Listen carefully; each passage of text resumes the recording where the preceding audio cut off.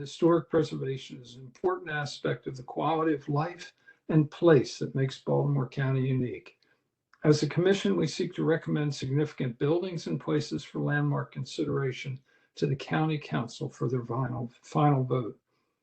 As commissioners, we serve on the commission due to our experience, our expertise, interest, and passion for historic buildings and places, and review submissions based solely on their merit. While we may disagree in discussion and voting, we continue to be a collegial body that respects each other personally and professionally. So staff reminders of virtual meetings or offering comments? Yes, so for offering testimony for an item on the agenda, members of the general public must register to speak or submit written testimony to staff in advance. When providing testimony during the meeting, staff will announce by name and unmute those members of the public who registered in advance to provide testimony for an item. Those owners, applicants, and project representatives do not need to sign up.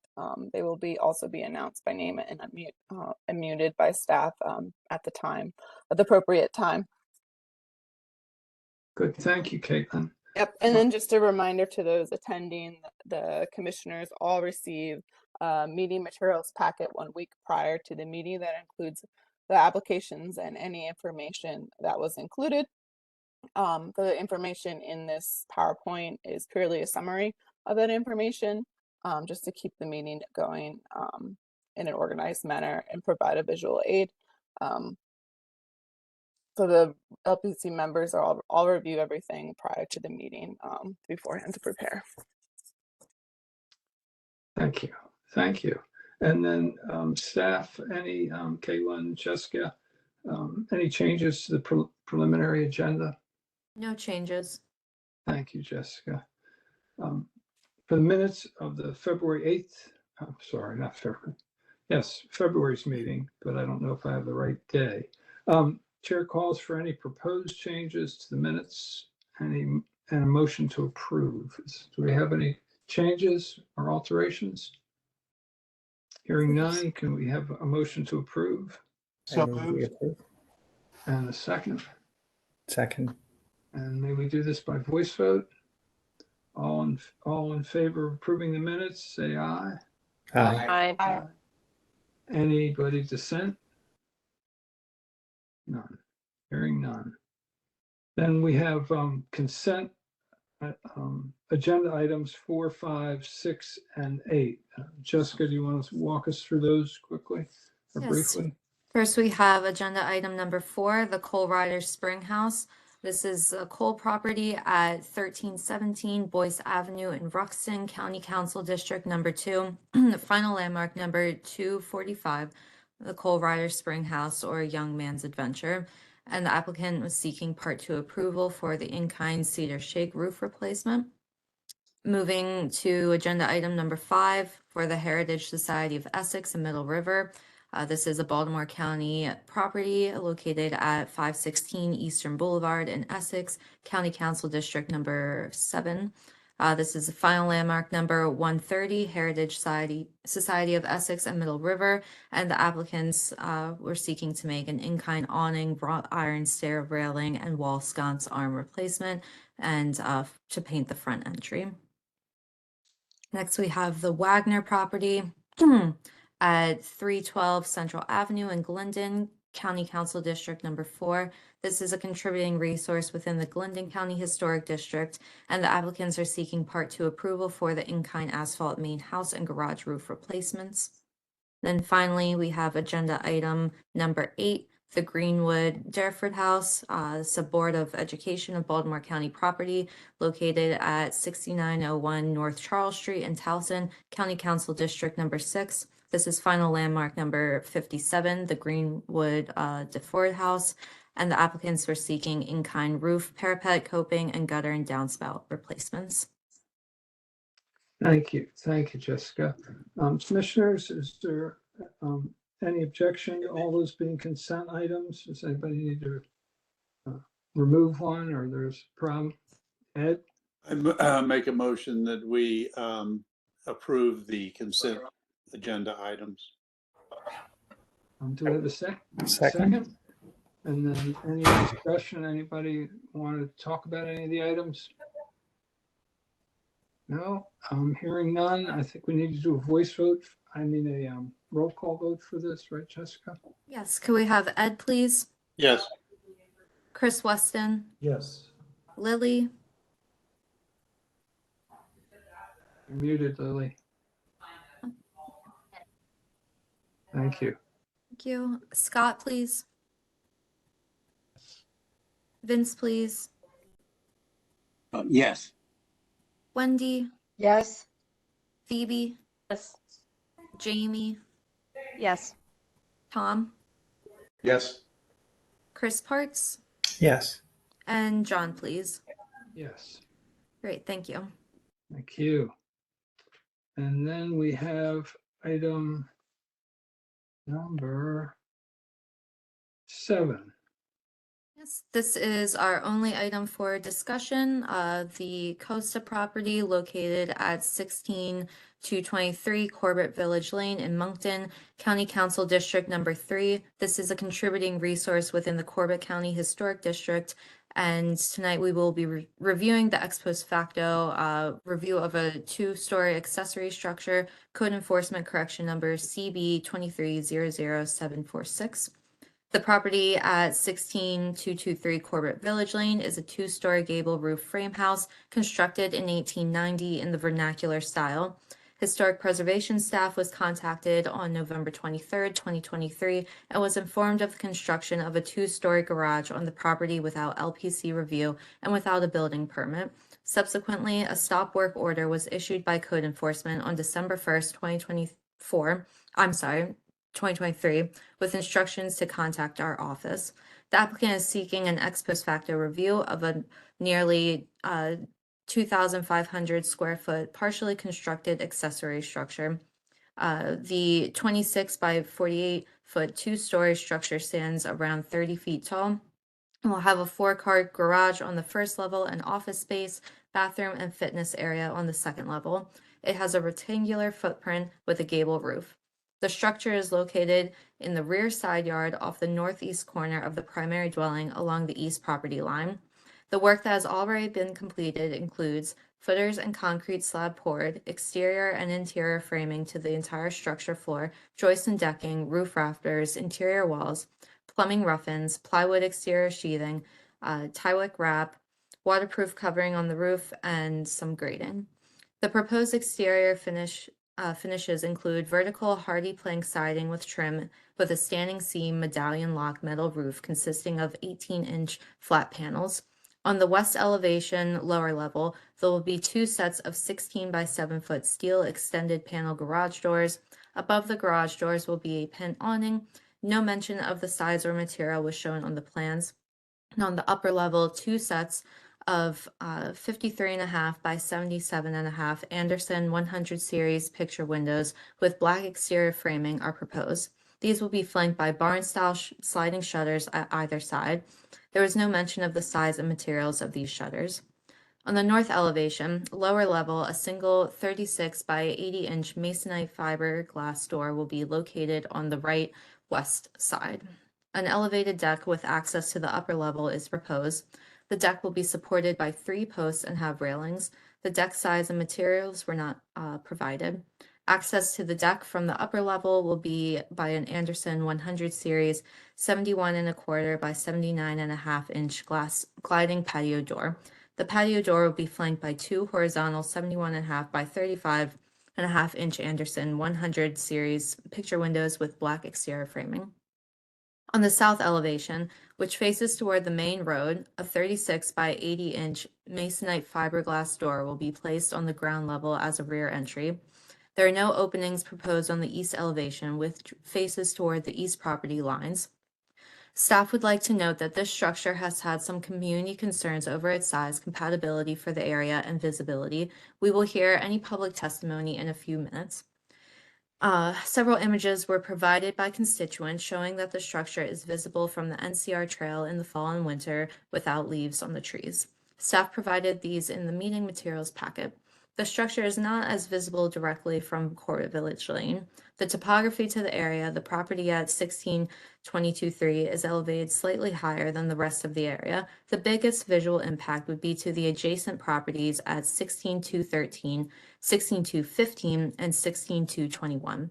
There are a few larger historic accessory structures present in the district's boundaries. They can be used for appropriate styles for exterior features. Staff also included these in the Commission's meeting materials packet.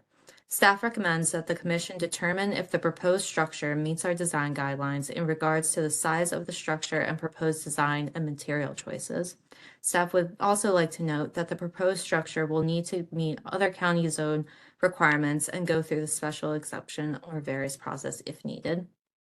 So staff recommends the LPC to determine if the proposal meets our design guidelines and to approve, deny, or modify accordingly.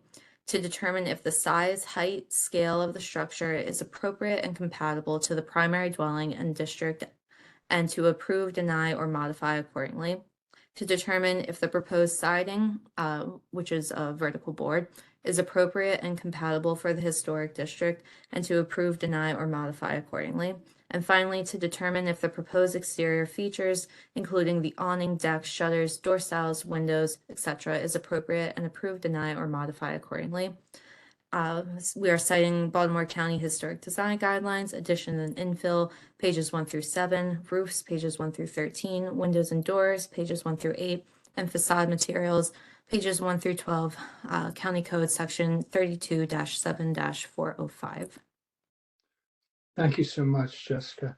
So the rules of the chase is we will hear from the applicant, and then commissioners, you will be allowed to ask clarifying questions on both the materials presented to us and of the applicant, anything they say. Following that, we will hear any written testimony, then any members of the public, and then at that point, we can discuss having a motion and a second followed by discussion. Before we start, Staff, could I ask one question before we start the process? if it's procedural. It's procedural. There are a number of zoning issues that will require a variance. I'm wondering if we should review this tonight or wait until the zoning is established and set, and which, if there are any changes necessitated by zoning, they would have to come back to us and we would just have to do this again. I'm I'm just wondering, is that something we should think about? Our understanding is that zoning would appreciate our review of it, as it may help inform their decision. So we are going to proceed with our review of it in the hopes that it helps them and also helps our applicant and the neighbors. I'm good with that. So we have the applicant with us tonight, Jessica or Kate? Yeah, so Nate and Gina Costa, I'm going to unmute you and you can give your comments. Thank you all. Hi, thank you. Hi, I'm Gina Costa, and I'm here with my husband, Nate, and we've lived in Corbett Village for about 19 years. We have 3 boys, and we care deeply about our neighbors in our community. We have a lot of gratitude for the relationships that we've developed over the years. We help our neighbors, and they help us. We've been helped when trees come down. We've shared treats and meals together. We've gone on countless walks and talks on the trail. We've shared from our gardens. We help each other when snakes are found unexpectedly in our kitchen. We celebrate joys through Halloween fun and river tubing, and we also power through some hardships together. We all have different kinds of bonds with each and every one of our neighbors. While we work to correct the mistakes made in starting the garage inappropriately, it's important for us to let you know who we are and what we value. The character and charm of our community and our relationships with others is absolutely invaluable to us. We're learning a lot through this experience, and we are continuing to seek guidance until it's resolved. We thank everyone for supporting us, and especially the LPC for helping us work through this situation and guide us in the next steps. My husband Nate's going to say a few words specific to our garage. Hello, this is Nate. Man, this sorry, honey. First, just echo a couple of things that my wife mentioned, but one is we're learning a lot through this process, and we want to do honestly whatever it takes to make you, the board here, the LPC, our neighbors, and our family here happy. So that's pretty much it until there's other specific questions, I would say. Thank you. Thank you for being with us tonight, and thank you for your comments. So commissioners, we're presented with a building that is yet to go through zoning. So anything that we do tonight, it's important to note for the owners and for you, it has a caveat that it still has to clear zoning and may ultimately come back to us for further review. But are there questions, commissioners, that you might have concerning size, height, scale, siding, architectural features, in short, about the project? And you can ask them of staff or of the owners.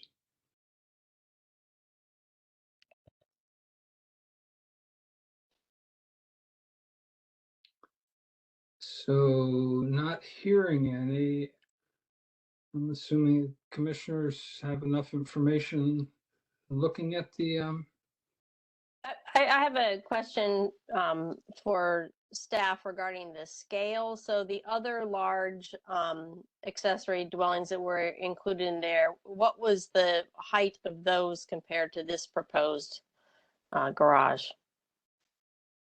Unknown, but they do have a smaller general footprint. Okay. Including the one at 1732 Corbett Road. I mean, that one seemed to be the largest. That one looks a little bit larger, but I'm unsure of the height on that one. Okay. okay, I would estimate the height of that to be probably closer to 35, 40 feet, knowing the size of that barn. Okay. And then the height of the proposed one is what? 30 feet. 30 feet.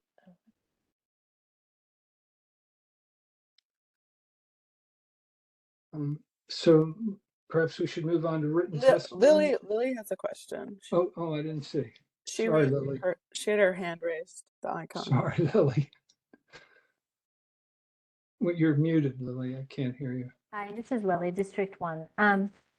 I have a question whether or not the homeowners have had any more communication with the zoning as far as what some of their concerns might be following the sort of this process, whether up to this point there's any more knowledge from the zoning and feedback that they've gotten from them.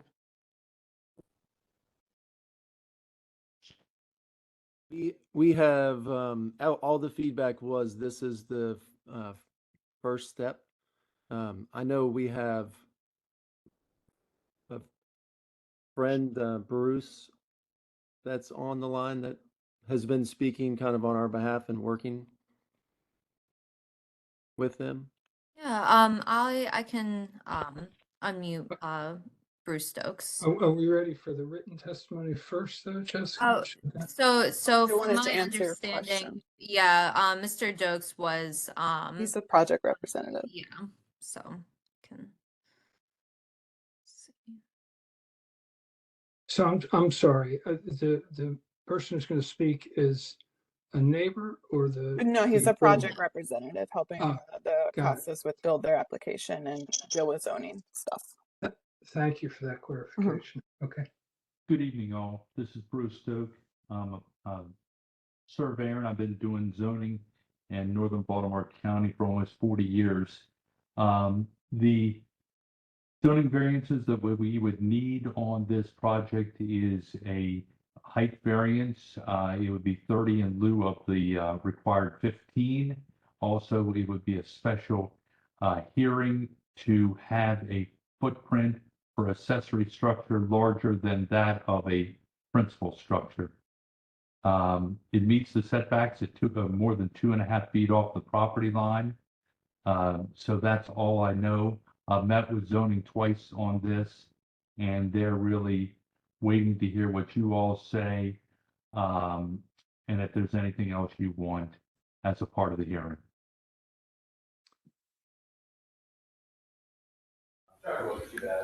John, I had one A question. question for the zoning, for the surveyor. I'm looking at a site plan that shows the setback of the, I guess it's the northeast corner. Looks like it's 1.67 inches, which is less than the 2.5 feet required. Yes, we're going to check that and make sure that that is correct. And then if it is, then we will apply for that variance at 1.65 or in lieu of 2.5. So our questions, Commissioners, should pertain more specifically to the building. Zoning issues, while I understand their importance in this issue, they are not under our purview.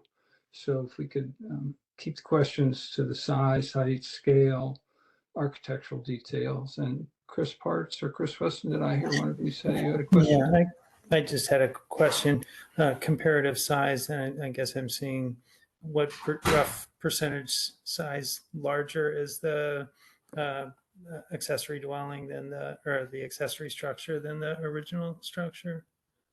So it calls out to be 1,248 square feet for the garage and 951. Okay. So the Okay, 30% larger or so. 76%, the house is 76% of the Okay. garage. Okay, thank you. You're quite welcome. Lily, did you have another question? I see your hand. I raised icon still. I did, but I guess if we're not discussing any kind of zoning, I will not ask the question. Thank you. Phoebe? Yeah, so in looking at these other neighboring large accessory buildings, what is the size of those or scale of those compared to the, the main houses on those property? The two that are similar inside the existing ones are probably maybe half the size Of the houses? not of the houses. You can see them from the aerial. I don't have that aerial on here. That's on. So when they're just as a point of clarification, when we're talking about the original building, there was a shed or an outbuilding that this is replacing. It's not in reference to the That's house. not what I was asking. No, it's more Okay. saying these existing historical accessory structures, what was the scale of those compared to the main houses on those properties as a comparison, so that, to think about the size of this accessory structure compared to the main house on the property. Yeah, the one at 16202 is smaller. Yeah, that one, yeah. This white one, I think it's slightly smaller, around the same size, and then the larger one, I'm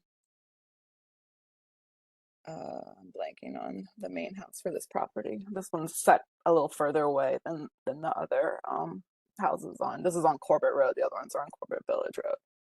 Okay. Okay, any written testimony, Jessica, for us to consider? Yes, I'll do that. Oh, sorry. No worries. You're up, Caitlin. So we're gonna start. So the members of the public had an opportunity to, if they didn't want to speak at tonight's meeting, they could have submitted written testimony for or against the project. These were all pre-submitted, and they were all circulated to the commission as we were received them, so they had an opportunity to read them before the meeting. I am just going to summarize the main points that are related to the project proposal itself, and read off who submitted them just for the record here. So we had 4 previously submitted testimonies.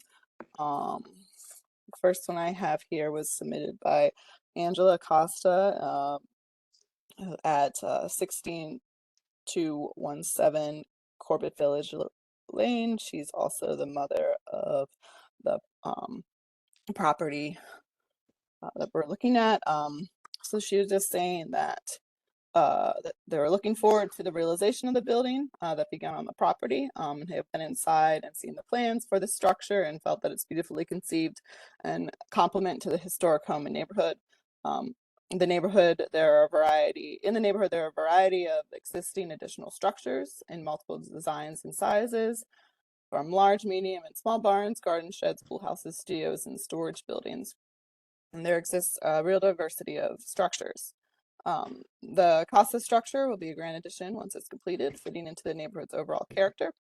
From the house, we can see across many of the homes in Corbett Village and feel the individuality of each property to be a part of the special charm of the living area. Though unfinished, the building suggests a soundness of design and construction that is truly admirable and promises to be fitting addition to the historic neighborhood. Then next we had a submission by Patricia L. White and Patricia Susan White. They live at 16221 Corbett Village Lane, and they've been lived in the neighborhood since 1966. They are in support of the new garage and see that the need to have the garage to store large items and lawn and recreational items out of the winter. They said that the previous owners of 16223 were the Clemens family, and they had an old garage in the same place as the new garage. And I say that this one, while taller, looks much better and is still, although it's still covered in house wrap, the design for the new garage is very tasteful. And while some of the neighbors may see the gable end of the upper level, we see the entire garage because as their neighboring property. And as stated earlier, they have no issues with the garage. All right, the next one we have is Kathy and Dawn Yoakum. They live at 16205 Corbett Village Lane. They are writing to inform the LPC that they are in full support of the Costas being able to build a garage on their property. They believe the design of the garage will enhance their property and family life, and do not think it will negatively impact the historic character or integrity of the property. And then finally, I have John McFarlane from 16220 Corbett Village Lane. Mr. McFarlane and his wife are next door neighbors to the Costa property. They moved to Corbett Village, or they bought property in Corbett Village in 1977 and built designed and built their home. This was prior to the County Historic District designation.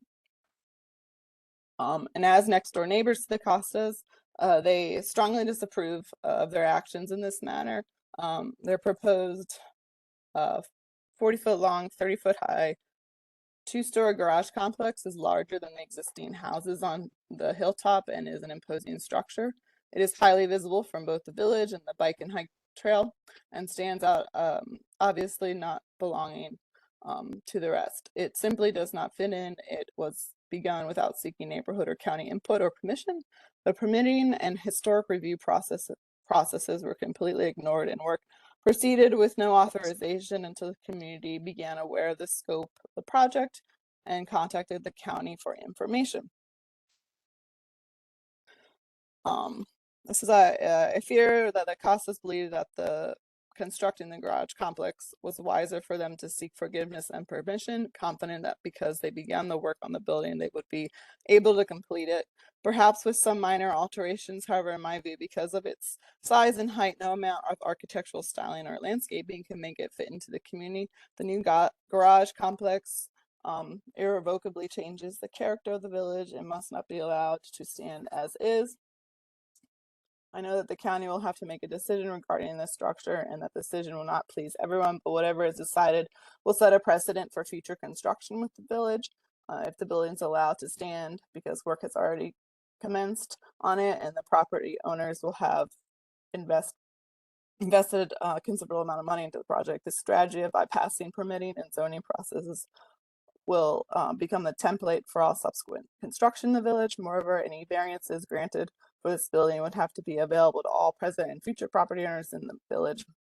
If the variances are not carefully crafted as they have been in the past, this decision could put an end to the historic nature of the village. And that is a summary of the written testimony. We will now move on to those who registered to speak. We will announce, staff will announce the name and unmute any community members that have pre-registered to speak in the order that they registered. There will be a timer set to 3 minutes that you should be able to see on all your screens. Jessica, you have the list. Yep. in So order. first we have Mr. Andrew Clemens. I'm going to unmute. Hi, Andrew. Can you hear us? Yes, I can. Great. Thank you. All right, I'm going to start your timer now.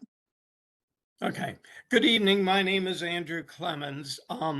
I lived in Corbett Village at 16223 Corbett Village Lane for the first 27 years of my life. I was gone from the village for 2 years, and then I moved back, renting a house in the village for another 8 years. So I've lived there approximately half of my 70-some years old. I was the one who did the paperwork for Corbett to be included on the Baltimore County landmarks list. And at that time, I also filled out all the paperwork and had the district put on the National Register of Historic Places. Everyone here is aware of how this structure was built without any permits, without consulting the Landmarks Commission, and without getting any input or approval from the residents or anybody else. But my main concern is how we go forward from here, because the building is there. It clearly at 30 feet is violating normal zoning rules. It doesn't fit in with a village. It's a third again as big as the house I grew up in and doesn't fit on the site. So one of the things that I know is an option is to have the building removed. And while that's a drastic step, one of the very foundations of our society is that no person should profit or benefit from their own wrongdoing. We use that in sports, we use it in criminal law, it's used in a lot of places. And to me, the Costas should not benefit from their own wrongdoing. And keeping this structure that is looming over the entire village would be a benefit to them of their own wrongdoing. So I would ask this commission to please be the Historic Preservation Commission and to stand up and preserve the integrity of the Corbett Historic District. Let's have them, the Costas, start over, play by the rules, and do this in the correct way. Thank you for the opportunity to speak. Thank you, Mr. Clemens. We got another one, Caitlin? Yes, so next we have Mr. Andrew Crosby. I do not see Mr. Crosby's name on the attendees list. However, there are two individuals who have called in. So maybe that is what you're looking for. Just a moment. Thank you, Jessica.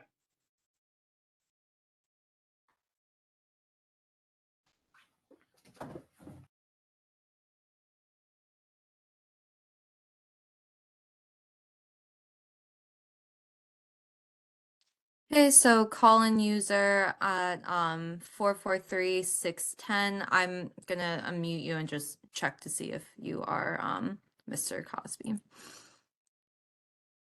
I'm on the phone. Hi, great. Did I get it right? You better you than me trying to get on the WebEx. Perfect. Pardon me? Introduce yourself. Oh yeah. My name is Andrew Crosby. I live at 1628 Corbett Village or Corbett Road. My wife and I have been residents of the village since 23 years. We put an addition onto the original house in the historic district, went through the Landmarks Preservation Commission, had to have several alterations to our design incorporated.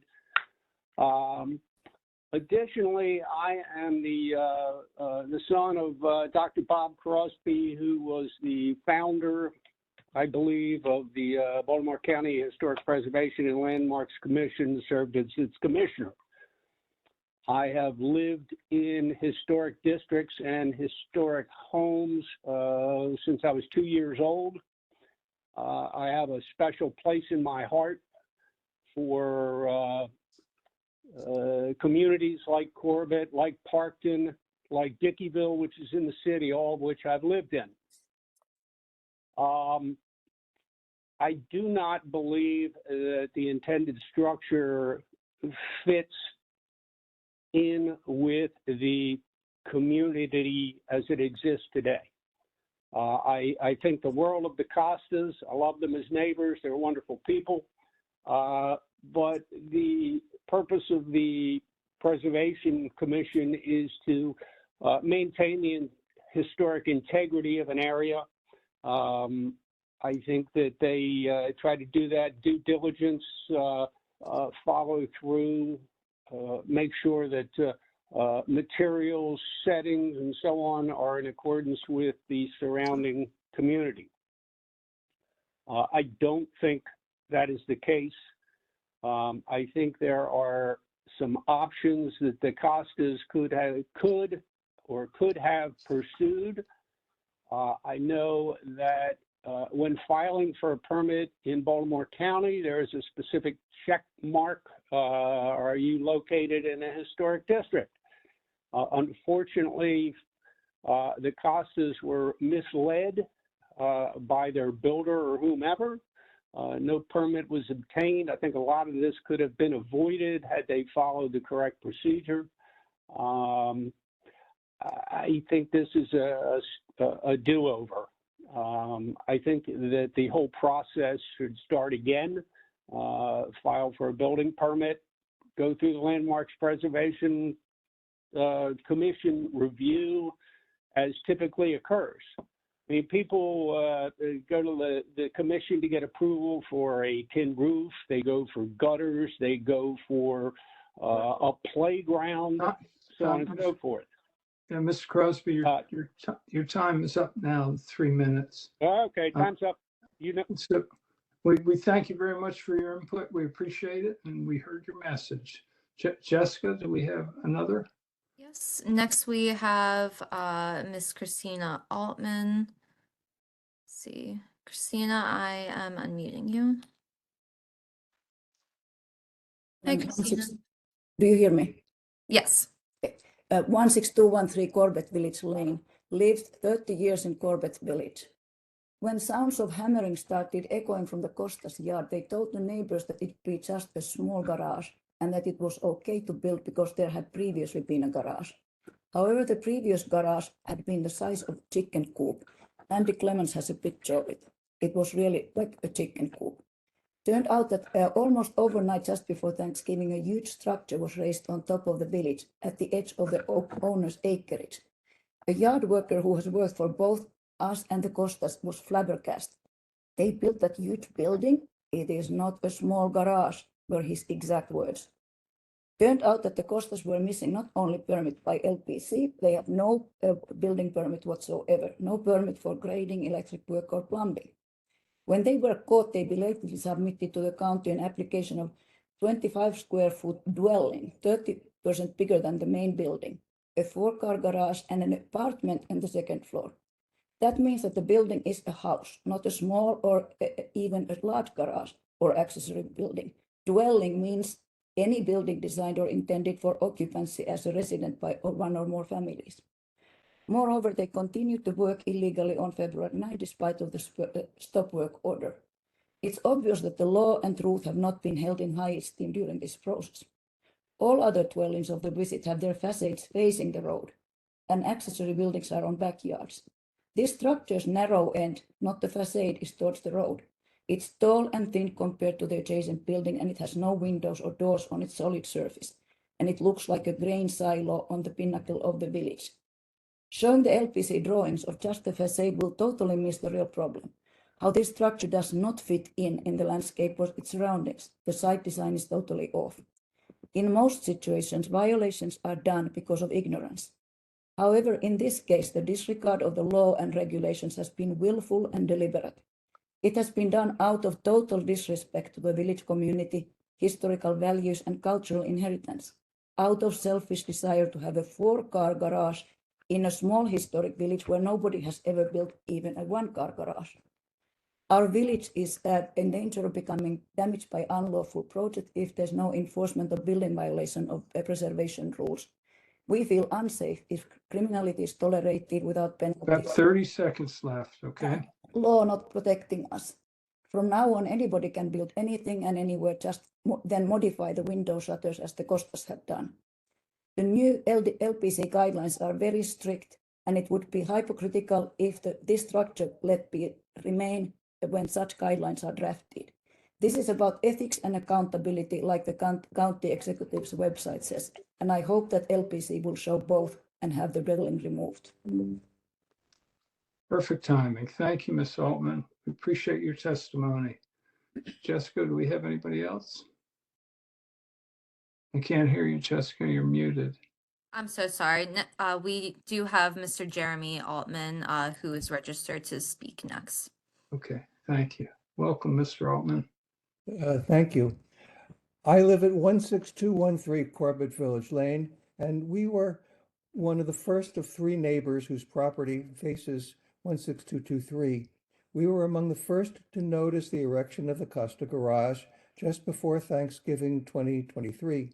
We have a direct view of the side of the garage and can see that it's large and very prominent directly between 2 smaller historic houses. My chief concerns are the size of the garage and its visibility. Since the structure was erected without permits, it is an illegal structure. A garage of proper size, much more to the rear of the property, is what I submit to the LPC for serious consideration. Since the structure was built under illegal and unapproved circumstances, the fact that the construction has already started there should not sway the LPC to approve it in that specific location and with that specific design. It should be rebuilt according to LPC guidelines for size and location. The guidelines should be strictly applied. And the use of the second floor should be defined. I urge the LPC to utilize its mandate and enforce the guidelines for the preservation of the historic character of the village. And I thank the LPC for giving me the opportunity to voice my opinion. Thank you, Mr. Altman. Jessica, anybody else? Finally, we have Miss Barbara McFarland. Barbara, I am unmuting you. Okay, can you hear me? Yes. Yes, we Okay. can. We're next door neighbors to Nate and Gina Costa and have enjoyed their friendship over the years. but we strongly disapprove of their decision to begin construction on their garage complex without submitting their plans to Baltimore County and the Landmarks Preservation Commission for review and approval. The length and height of their garage complex is completely unacceptable. It stands out as an anomaly both from the village and from the bike and hike trail. It is larger than the existing hilltop houses, and its dimensions greatly exceed those of the original garage that they tore down. It seriously detracts from the historic nature of the village. If the county does not require the structure to conform to existing historic district and county regulations regarding height, size, and architectural style, the status of the Corbett Historic District will be undermined. Property values will decline because the historic covenants cannot be enforced, and property owners will flout the restrictions and build whatever they choose, ignoring county zoning and permitting laws. It cannot be the policy of Baltimore County to reward persons who violate the county's building code by not seeking county approval prior to construction. This is doubly true in an historic district. The county's policies and procedures were established to safeguard the property values and historic nature of our community. This auxiliary building must be redesigned and built in a manner that complements the historic significance of the village. It is unfortunate that this may be an expensive lesson for the Costas, but it is a solution that is best for the future of Corbett. We believe in allowing residents of Corbett Village to make changes that make their property more functional, but these changes must respect the historic nature of the community.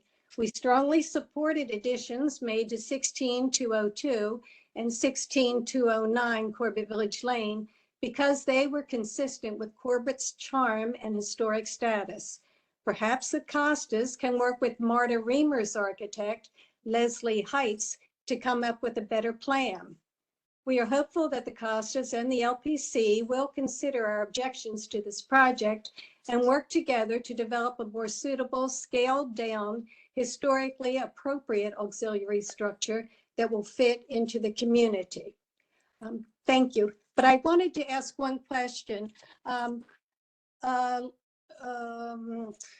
woman submitted, I can't remember her name, Laura Wilkie submitted testimony to you on Wednesday, but it wasn't read. Do you know anything about that? Yes, yes, Barbara. Not all testimonies are read, but they were circulated. We just, again, these are summaries. Okay, I just yeah. wanted to make sure that her testimony, because she was from the bike and hike trail, so she. Yes, I had different- responded to Miss Wilkie that her testimony was circulated, and I also confirmed that with you this afternoon. Okay, great. Thank you very much. Thank you. Thank you, Ms. McFarlane. We appreciate it. Okay, Commissioners, so our next task is to make a motion and second it before we have discussion. We need to have a motion on the table.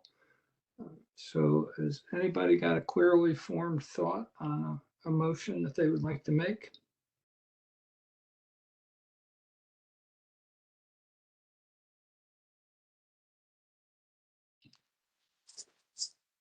Do we have any opportunity to ask the owners any additional questions? Yes, we're supposed to, first we're supposed to get the motion on the floor, and then we can ask for clarification questions concerning that motion of the owners, is my understanding.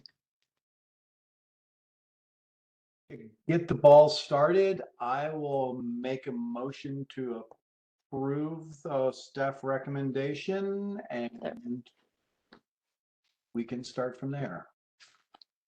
So The staff recommendations were that we were to determine if the proposal meets the guidelines, so that's not really doing anything. yeah, it doesn't get us anywhere, Tom, I don't think. Motion to approve the project as submitted to Okay, start the conversation. good. And then do I have a second for that?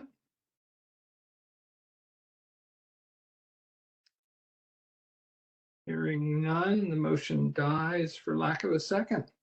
Well, you can discuss it if you have it first, and then make Well, abbreviations, and then someone can suggest a new motion before that other one is seconded. okay. If you'd like that, so we have a discussion of that motion. Am I muted? Hearing the opposition from the community and knowing that there are multiple zoning infractions on this, I can't in good faith support this project. Okay. Thank you, Chris. Am I unmuted?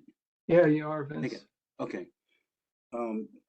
I just wanted to review the wording on that for additions and infill.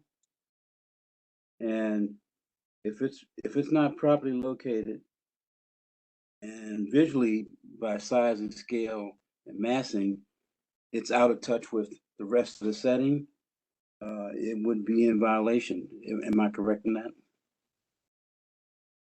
I believe so. Yes. Though sometimes there are site constraints on a property where a structure cannot be located in the rear yard. And I think that this might be a case where there are steep slopes, and then the lonely location that was spotted enough for a structure happens to be in the rear side yard. Yes, but I don't think that, this is Lily Mundroff, I don't think that that has been really fully presented as a case. So I would like to consider whether there are either there's a consideration about scale, location, and historic elements and the relationship between the house and the garage that justify what's currently there, or maybe give an opportunity of reconsideration of some of the things, like whether changing the roof slope or modifying or doing something would affect. And I feel like there's not enough consideration given to the site, to the location, to the relationship between the main house and this accessory structure, defining it, whether it's even an accessory structure or not. There's too many things that are not clear to move it forward with us to make recommendations. So Lily, just to try and put that in a sentence or two, if they came back with approved architectural drawings that conformed as best they could do to our historic guidelines, that would be more actionable in your mind? Right. So like, I guess with what Caitlin was saying, if site considerations, well and septic are some on this site, the zoning, preservation of land, steep slope, if all of these things are a little bit as part of the conversation, and as well as the relationship between the house and the garage in terms of heights, materials, window sizes, all of that, then there is a way to make recommendations, but I feel like there's just not enough. There's just not enough here to be able to, I mean, yes, it would be easy to reject it and say it's not conforming, but I don't know. We can we can reject it with advice on what they would need to do to meet our guidelines. If we felt like that it would be okay as a one-story garage, for example, that would meet height requirements. If we felt like they needed to do different siding or different windows, we can make that suggestion to them and refer them back to our professional staff to guide them through if they have questions on that. So I have Ed, did you have I'm sorry, I saw Ed's hands first. Ed, you're muted though.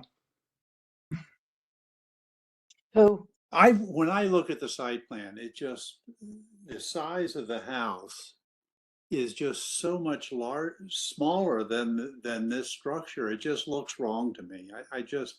It feels like it's out of scale to the house, and I'm hearing it's out of scale to the neighborhood in their view. I just don't, I think it's not right.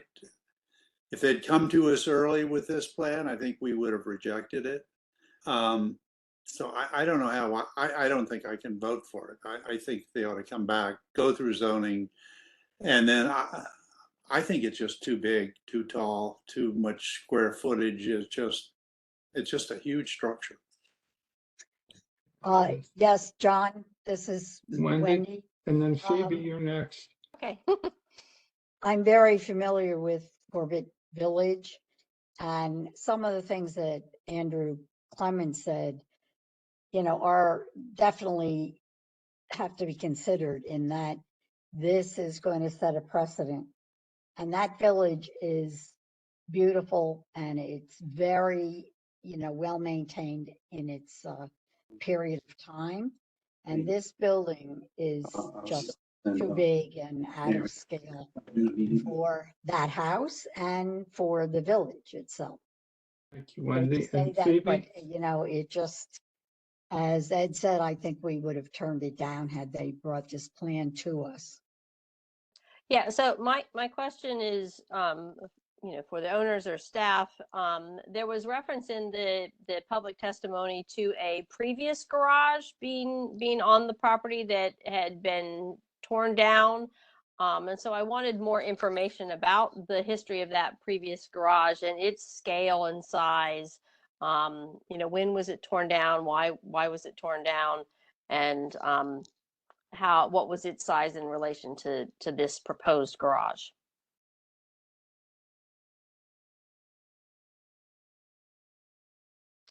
Jessica, Caitlin? I do not have any information on the previous garage. I don't know if it ever got a demo permit or if it was that the demo was approved by the LPC, if it was prior to me coming to the county. I didn't have a chance to look that up. But regardless if it wasn't or wasn't looked at by the LPC, then we can't talk about if it wasn't, because it's not the proposal on the table. I just want to. No, I'm just trying to get to the history of the scale and size. That was my question. Yeah, we can unmute the property owners again to get some information on that. Sure. Let's see. Oh, yeah. So Nate and Gina, you're unmuted. thank you. This is Nate. So I think there's two pieces to this. So on my 30th birthday, so almost 16, well, I guess 16 and a half years ago, there was, I guess it was a chicken coop, but it was a garage. It was one, I could fit one of my old like Jeeps inside of it. And on my birthday, it burned down. And so, and it was, the neighbors that were there, they can definitely remember the fire department came. Thankfully, they were at Sparks Elementary practicing and they saw the smoke. And as we were trying to call them, yeah. And then passionate for barns. I have a good friend that was going to have the fire department burn down their barn on their farm out in Parkton. And I disassembled it and brought the wood to our house. And so I constructed just barn wood kind of around the footprint of where this current garage is. And it had no roof, it had no anything, but it was a place that all of those neighbors, either for or against it, came up to our, gatherings and enjoyed, some good food and friends. And that was what we took down in order to build this. Thank you. That had been there for probably 14 years. And it was probably 14 feet tall, and just an exterior of a beautiful old oak barnwood. Thank you. Thank you. Commissioners, any other questions, comments, thoughts? Tom? I have a question about procedure here, that if this followed proper protocols, would zoning have seen this before us in the first place? Because one of the things I'm wrestling with is it's too close to a property line. It's too big in terms of its footprint compared to the existing building, and it's twice as tall as it should be by zoning. So if this followed normal protocols, would we even have seen this in the first place, where zoning kind of said you violate, this isn't a administrative variance we could grant because it's 2 feet too tall, and you take in some topography to account for that? So if it had gone through and had submitted for the variance procedure, Department of Planning, we review all zoning variances. So it would have been flagged in our own little internal staff review, and we would have mentioned that this is in a county historic district. We would have said, yes, it has come for review, or it has not. If it had come in for review, that they would have taken that into consideration.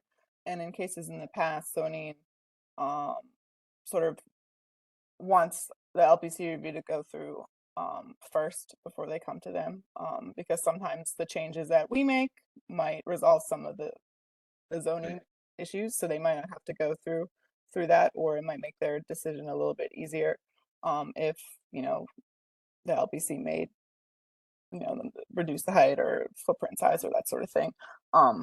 It might make it a little easier, and if it had the LPC's blessing, then the zoning variances, their decision would be a little bit easier to make.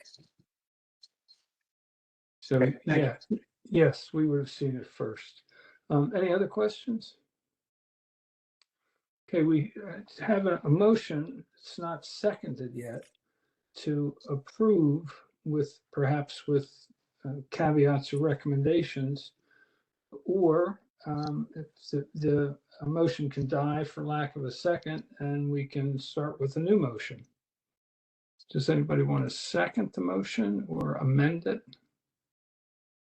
Can we review the motion again? The motion is very simple, just to approve the project.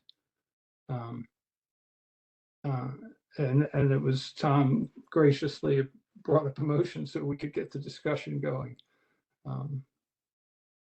But that's it. The motion is to approve the project. Hearing no second for that, would somebody else like to make another motion? I'd like to make a motion to deny the application based on the scale of the building. Okay. So we have a motion to deny based on the scale of the building. Is there a second for that? Can we add size, scale, and massing? Yes. I'm sorry, Phoebe, I didn't hear that clearly. Could it, in addition to, you just said scale, Chris, could it be size, scale, and massing? I would recommend saying that you're going to deny it because does not meet our design guidelines, and then make recommendations for them for revisions focusing on the size, scale, massing, materials. Okay. Materials, yes. I agree with those edits. Okay, so we have a motion to deny with a recommendation that they come to us with essentially complete details, size, scale, mapping, for another review. At that point, do we have a second for that motion? I would like to add following like a zoning preliminary review.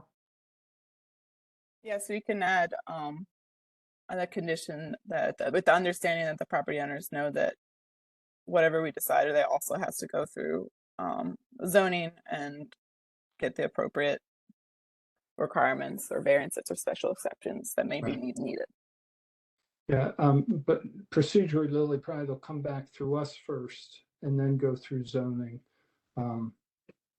If that's what we're recommending. If we're denying it and recommending they come back to us with full details and more appropriate scale and details on the construction, then zoning follows after that. I would just like, what I heard was the size, scale, and massing of this particular building, we would not approve. So I think we can say we don't think it meets our guidelines because of the size, scale, and massing. And it has to be reduced in size and then come back to us with another plan and maybe relook at where it's located on the site. I mean, it's right next to their neighbor's property line, which maybe is one of the problems. It's also very, very visible from the trail, it looks like, at least during the winter time. So I think something needs to, it's got to get small. I don't think even if zoning said, okay, we'll give you these variances, that we would approve it. Doesn't sound to me like. Is that true? So what I'm hearing, and Chris, you'll need to approve this since it's amendments to your motion, but I'm not going to support any more addenda. we're done with amendments. We deny it because it does not meet the historic preservation guidelines, and we refer them to staff and for our webpage, which has the full guidelines, as they attempt to redesign it. So okay with you, Chris? Okay. Any seconds for that? Second. And then any further discussion? As we do our voice vote or roll call vote, voting yes means you support the motion. We're So denying. Yes means no. Don't Exactly. do it. A yes means no. Only in the world of legislation. Exactly. Hearing no more discussion, Jessica, could you guide us through a roll call vote? Right. We have Ed, please. Yes. Chris Weston. Yes. Lily. Yes. Scott. Oh, we didn't hear you, Scott. Oh, yes. Okay. Vince, please. Yes. Wendy. Yes. Phoebe. Yes. Jamie. Yes. Tom. Yes. And John, please. Yes. Great. Thank you. Oh, John, we also need to, since it's a code enforcement case, we also need to establish a timeline for when they need to return to us. Typically, it's within 6 months, 3 to 6 months. We would like to see within that time frame. After 6 months, then it would be another code issue. Okay. So, or you can say I want to see something by the next meeting or in 2 meetings to give them some time. Yeah, I just think 3 to next 6 meeting months. is a little aggressive. Let's say 60 to 90 days. So we don't meet in August. So let's say no later than the July meeting. Would that be 90 days? Is that, I don't want to think that too far ahead. June would be June would be 90 the days. Yeah. Okay, well, okay, let's say 90 days for the June meeting. June.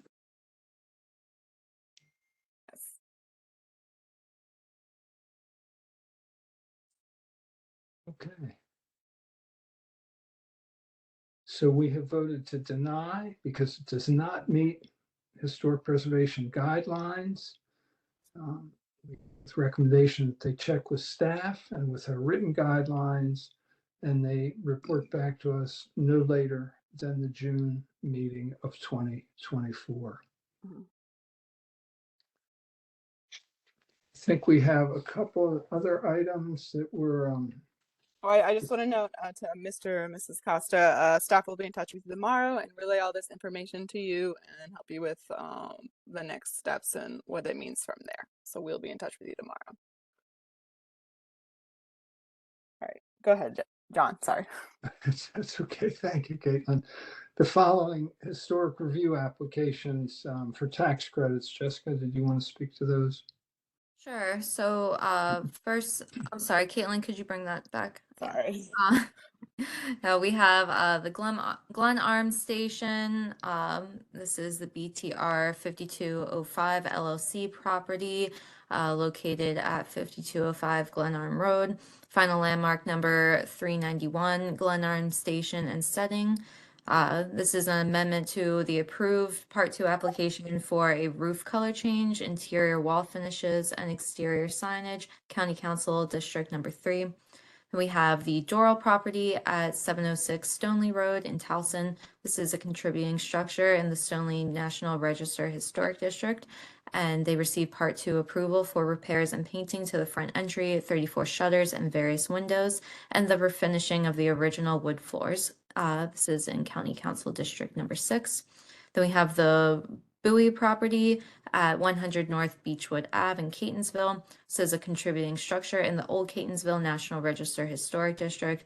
They received Part 2 approval for a roof replacement, exterior woodwork repairs, exterior painting, and electrical upgrades, County Council District Number 1. And finally, we have the Alcaries property at 616 Murdoch Road in Towson. This is a contributing structure in the Ainsley National Register Historic District, and they received Part 2 approval for a roof replacement, County Council District Number 6. Great. Thank you so much. Can I ask a question? Yes. I have a question, Jessica. The Glen Arms Station. Mm-hmm. I typically haven't seen why we're interior. When do we have to approve or review interior wall finishes? I'm just sort of curious what the typically I see exterior stuff. So we do review interior projects if they are receiving or applying for a tax credit. So there are plenty of interior projects that are eligible for the tax credit. Okay, thank you. Kind of falls under encouraging maintenance, Scott, of historic structures. Anything else for the good of the cause? Or I would just like to update everyone about our design guidelines. Updated design guidelines. We did have the hearing on Tuesday. Thank you for those who came. It was a very short hearing. It was less than 10 minutes. We didn't have a lot of comments that were submitted or anyone. We had one speaker at the hearing, and they gave praise to the updates, and there weren't any major issues that anybody had. No, it hasn't been adopted yet. There are a few like grammatical things that I noticed after reading a million times. You miss it. There's like a couple misplaced periods.